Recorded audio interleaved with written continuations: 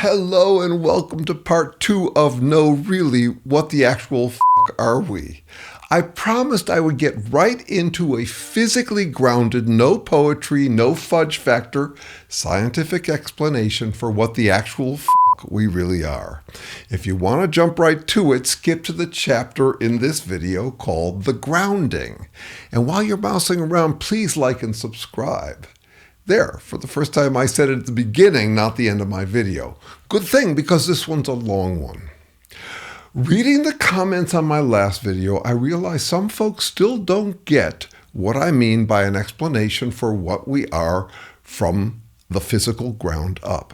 And maybe they don't want one. Identity is a touchy subject, perhaps the touchiest. We're all a bit self-obsessed. We want to feel good about ourselves. Our confidence depends on it. We need latitude in how we define or identify ourselves. It's no surprise that humans are autophobic, fearful of self-knowledge, so that we can customize our own self-image. Now, if you met me from my psychoproctology, anti-cult, anti-MAGA, anti-absolutist work, you might wonder what the hell I'm doing, talking about the physical origins and nature of life. To me, the topics are deeply related. I think humankind is in trouble, and I think autophobia is at the heart of it. I call my research agenda Cradle to Grave, from the physical origins of life to our grave human situation. I don't bet humankind will survive if we don't overcome this aversion to knowing what we really are. We could figure out what we really are if we just cornered ourselves with the right grounding question, which, yes, I'm getting to below, again in the chapter called The Grounding. The rigor I'm imposing here is that we start with simple, basic physical chemistry and explain how selves, struggling for their own existence, could ever emerge within nothing but it. No ethereal, material metaphors. I don't care if you buy the explanation I offer here. I do encourage you, though, to corner yourself with this question. For humankind's sake. Why? Here's a short sci-fi story. Long ago and far away, there was this sterile physical planet. Simple life started there, beings struggling for their own existence, and as a result evolving. After billions of years, some of them evolved feelings. Later, one species evolved language and therefore imagination, which made them ambitious and anxious, visionary and delusional. Their technical achievements were unparalleled, but then so were their delusions. Given their language-fueled imaginations, they conceived and insisted on divergent fictions about what they truly were. There's a lot of friction over those fictions, which were truer. They warred. Millions died. Their minds made up about their made-up beliefs. They burned through the fat of their planet, which made them more anxious and more prone to insist on their various narratives. They fell down a delusional death spiral.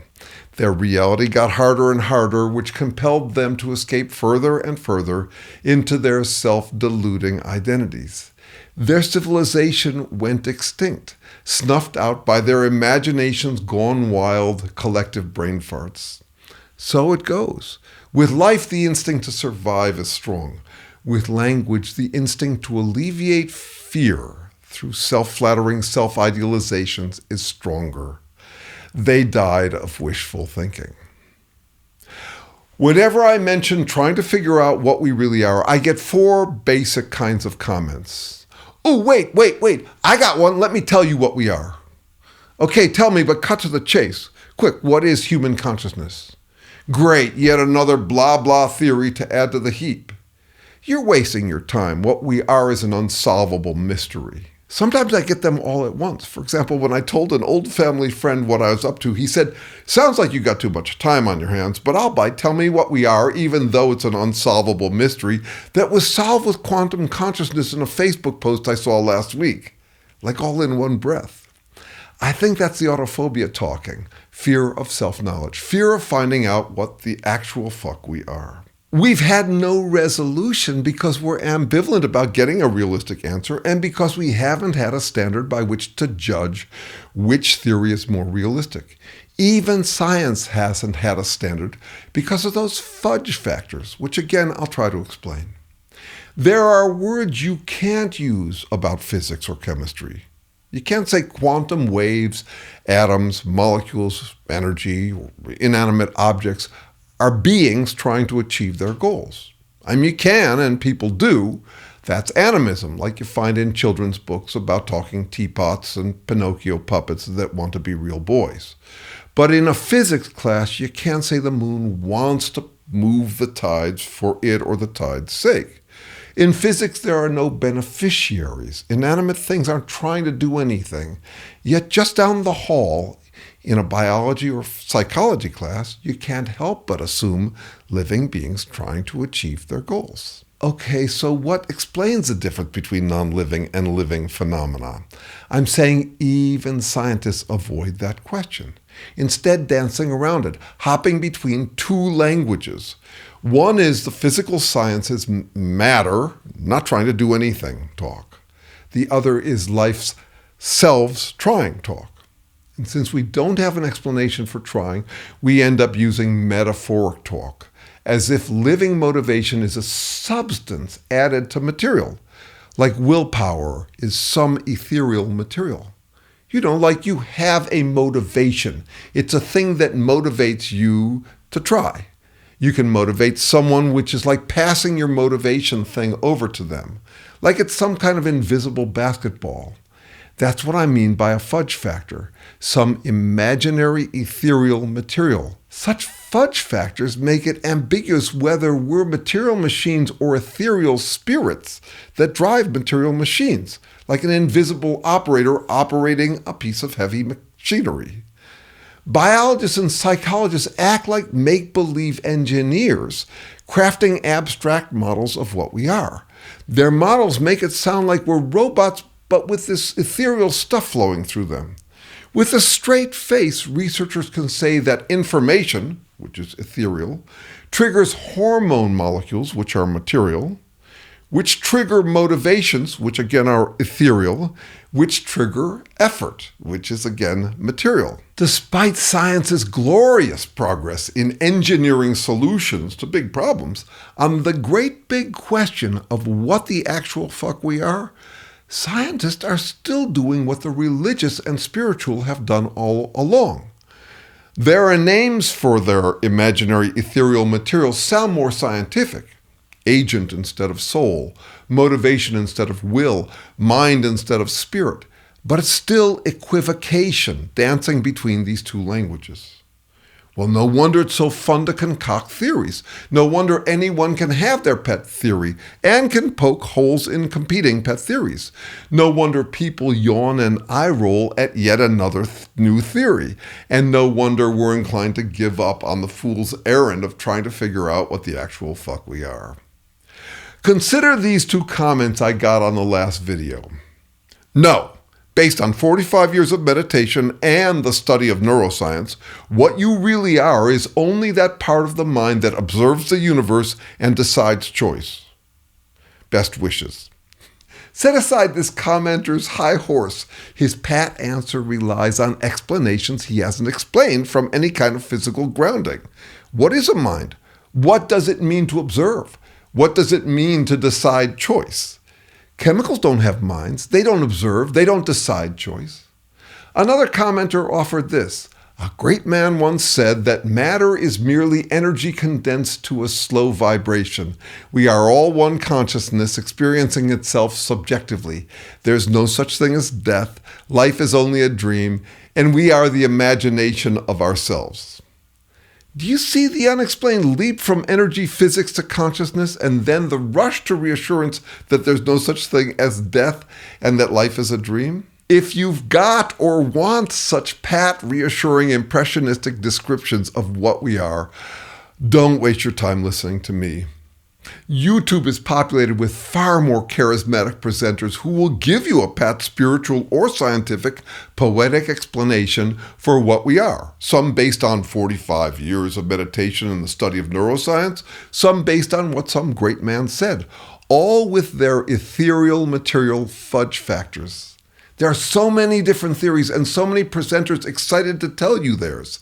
Sam Harris is great for that stuff, a truly impressive presenter with impressive guests who I'll argue all rely on those kind of fudge factors. Okay, now on to the challenge. If you made it this far, here's your mission if you choose to accept it. Listen to this physical account of what we are, explained from the ground up, and expose me if you hear me using any fudge factors. Call me on it in the comments. Say, Jeremy, I caught you. You used a term you haven't explained from what preceded it. You smuggled in some ethereal material. In other words, don't let me get away with fudge factors in my effort to explain what the actual fuck we are. Okay, here's the physical grounding from which I have to explain all the way up to us human beings with no fudging. First, I know you're eager to get to feelings, human consciousness, and self-awareness, but we're not starting there. We're starting with explaining beings and trying, or what I'll call trying beings, selves struggling for their own existence. My basic question is, what are trying beings and how did they emerge within nothing but basic chemistry? Nothing but is crucial, no fudge factors. We'll get to humans in ways that I think you'll find plenty personal and relevant. But as Terry Deacon, the developer of this theory, says, explaining us starting with humans is like trying to explain hair starting with porcupine quills. Yeah, they're hair, but highly evolved and specialized. Start instead with the simplest possible beings and their most fundamental trying, their struggle for existence. Being is a great word for selves because it's both a verb and a noun. To be a being is to try to stay being a being. You are your capacity to make ongoing functional interpretive effort to remain the being you are. I have to try to explain trying beings at their most simple, and I can't assume evolution explains them. Evolution can mean change in general, which is vague, but mostly we assume it means natural selection, the trial and error process of elimination. Of what? Of trying beings, selves or organisms struggling for their own existence. Natural selection only operates on trying beings. So I can't assume natural selection. What can I assume? What is the physical grounding from which I can explain us? The most universal physical tendency in the universe. It's called the second law of thermodynamics, but it's really the first law of everything. Concentrations dissipate. Order flows toward disorder. Sorted stuff becomes unsorted. Boundaries degenerate. Basically, shit happens, which is quite the challenge for living beings trying to keep their shit together.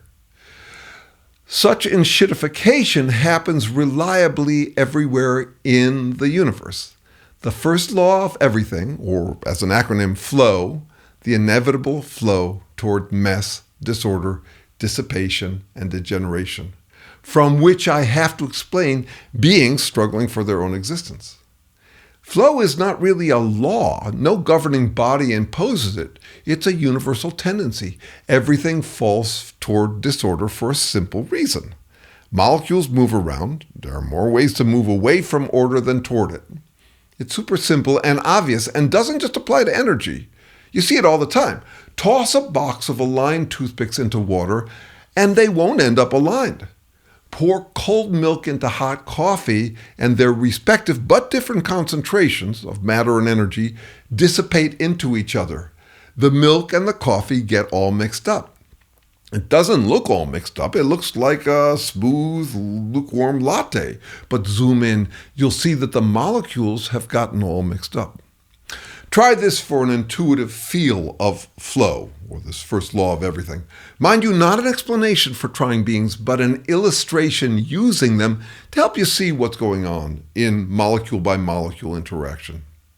Okay, there's a college with segregated dorms. Women on the top floors, men on the bottom floors. Say there's a locked door that keeps them apart. The college changes its policy. It desegregates the dorms and unlocks the doors. The college doesn't assign roommates. Rather, the men and women start to interact more. In a while, the dorms are desegregated. From the outside, you'd say, yeah, it's uniformly co-ed dorms. But roommate by roommate, you'd say random, all mixed up. For an organism trying to keep its shit together, flow is failure. You want to keep your concentration segregated. You don't want to turn into some desegregated slush. You want your skin cells to stay segregated with your skin cells, and your bone molecules to stay near your bone molecules. For a trying being, desegregation is death. Degeneration and decay are what we trying beings are trying to prevent. Scientists only discovered this second law of flow towards degeneration about 165 years ago. I think that's the autophobia talking too. For millennia before refrigeration in bathrooms, people were surrounded by rot and decay, yet somehow they didn't recognize or admit that it was the norm. Instead, they thought of themselves as ideal eternal souls created by an eternal God who never rots. When they discovered flow, second law, folks freaked out. It was very troubling to recognize that the whole universe was tilted toward what they call heat death, the inevitable end of order. That's not just autophobia talking, it's also Seplophobia. Seplophobia is fear of decay, and all critters have it. No critter can survive in its own waste.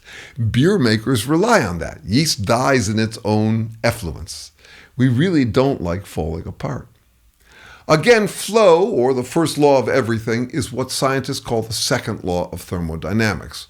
So what's the first law? It's the conservation of matter and energy. Matter and energy can't be created or destroyed, which raises a very big question if I'm trying to explain the difference between non-life and life. How can there be a difference? If all there is matter and matter and energy are never lost or created, how can there be a difference between non-life and life? There are three main ways we talk about trying beings, about living beings. We think of them as material objects, like they're solids, like we're just material things, like a computer or a rock or a whatever.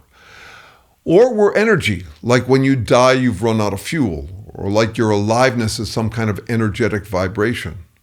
Or we can think of ourselves as imaginary, ethereal material objects or energies, like a soul added to matter, or like a life force, an energy that is added to matter. Are these really the only three options?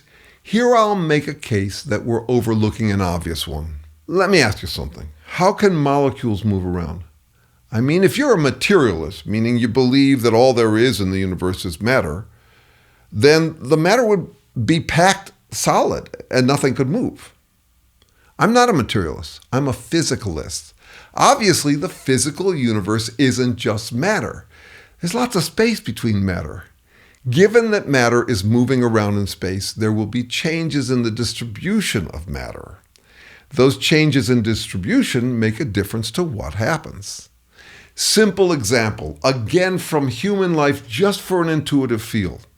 You take the freeway to work as your most likely path of least resistance, and then you encounter some traffic congestion. Before the congestion, the freeway was your path of least resistance. Now your path of least resistance is some detour around the traffic congestion. Okay, well, what is traffic congestion? It's not a material object. Heck, it's not even made of material things. It's made through material things, a relatively tight, slow-moving concentration of material things passing through it. Well, water molecules do that too. Everything does. Material energy are never lost or created, but congestions and flows are. Paths of least resistance come and go. Paths of least resistance are relative. The detour around congestion is a relatively likelier path of least resistance. Concentrations and deconcentrations come and go. They're local, which is crucial. It's not like the universe is uniformly flowing towards disorder. The universe's degenerative tendency is lumpy. There's empty space and variable concentrations of energy and matter, all of them dissipating like traffic flow, but at different speeds and in different directions. Picture it like a breezy day, gusts in various directions. Well, what are gusts? They're molecular traffic flows. And since the gusts are flowing in different directions, there will be turbulence, molecular traffic congestion. But here's the thing. Life doesn't just dissipate. The matter and energy you run through you does dissipate. By now, you've dissipated most of the matter you had for dinner 2 years ago. And yet your living, trying beingness persists. And not only that, you're from an uninterrupted lineage of living, trying beings struggling for their own existence that has lasted for 4 billion years despite the flow toward disorder. To explain us trying beings, I have to explain how we do that, how we struggle for our own existence. I'll explain it in more detail in future videos, but for now, I'll give you a hint at how I'll explain it. Imagine a congestion that regenerates the congestion it is. Traffic congestion does tend to dissipate, but the congestion I'm asking you to imagine doesn't. Try this. You got a path through high banks of snow. The snow is melting, as it does, given the first law of everything. As it melts, the path widens. But somehow the cars passing through it keep refreezing the snow and thus regenerating the narrow path, and thus the congestion. I'm going to end up showing you that life is sort of like that. In order to explain what life is, I need a standard for when we cross over from non-life to life. So here I'll make a bold claim. Feel free to challenge it. When you've got a chemical congestion that regenerates itself faster than it would otherwise degenerate, that's a trying being. That's a self making functional interpretive effort to stay alive. I haven't yet shown you how you could get this self-regenerative congestion. I'll do that in the next video. But I'm trying to give you a sense of what life is. Here you might object. Wait, you've described a trying being in strictly physical terms. If we can explain it in physical terms of molecules moving around, isn't it double counting to also call it a trying being? I get that sometimes from fellow researchers, even researchers who have spent their entire careers trying to explain the origins of life. Remember what I'm trying to find here, the missing link between physiochemistry and life. The missing link would be describable both ways, trying beings struggling for their own existence. I'm arguing that a chemical configuration that works to regenerate itself faster than flow degenerates it is also a trying being. If that doesn't feel satisfying, suggest alternatives. Here are some popular ones. A trying being is a chemical system that has DNA in it, since DNA contains an ethereal material called information. A trying being is a mind observing itself. All other critters are just machines. Or, we are all just machines. I'll take up that last one. It's a very popular notion. Living beings are like machines. In a way, they are. Take a water pump. What is it? It's not the energy or matter you run through it. So what is it? In a way, it's like us in that it channels matter and energy through a kind of traffic flow. And not just any flow, water spilling out every which way. No, it channels energy down paths of relatively less resistance, yielding the work we want done, like water moved from here to there. The paths of least resistance are like detours around paths of more resistance. The water can't get through the solid parts in a water pump. It goes around them. Those solid parts are like the traffic congestion we were talking about earlier. So yes, a living being has that in common with machines. They both move matter and energy down paths of least resistance around congestions or concentrations, paths of more resistance, yielding work we like moving water around or staying alive. Okay, but can you guess the difference between us and machines? The water pump is made of durable, solid concentrations of matter. It moves water effectively so long as you pump matter and energy through it, and it will continue to do that until the water pump breaks down. It breaks down slowly. Like everything else, it's subject to flow, but since it's designed out of durable materials, it takes a long time to degenerate. You and all living beings, including the simplest, is a local chemical combination of concentrations and flows. Lots of them. Some of your congestions are solids, such as your teeth or your bones. Most are soft tissue or fluid. There's a big difference between us and machines. We're not engineered out of durable materials. We're way less durable than engineered machinery. And yet, despite our fragility, our living lineage has outlasted most durable things. How? Unlike machines, we work to keep ourselves working. How that ever started is what I'll explain in the next video. To sum up, to explain trying beings from the ground up, the physical ground I'm starting with is the second law of thermodynamics, or flow, the first law of everything. Everything degenerates. A trying being is a degenerating chemical system that somehow manages to regenerate itself faster than it's otherwise degenerating. In the next video, I'll explain how that could start anywhere in the universe. It won't be molecules carrying ethereal material called information, or how they started copying themselves. It won't be that some great spirit breathes a soul or spirit into matter. It'll take a little more explaining than that. Not much.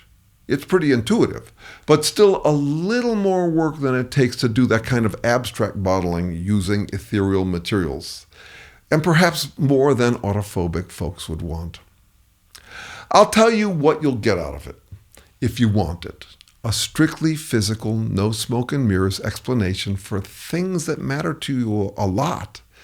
Your selfhood, your effort, your capacity to interpret information, your interpretations of what's good or bad, all of which are real. Getting a physically grounded explanation for all of that could come in handy for job one if you want to stay alive. Adapting to reality, being fitted to what really is, including what we all really are.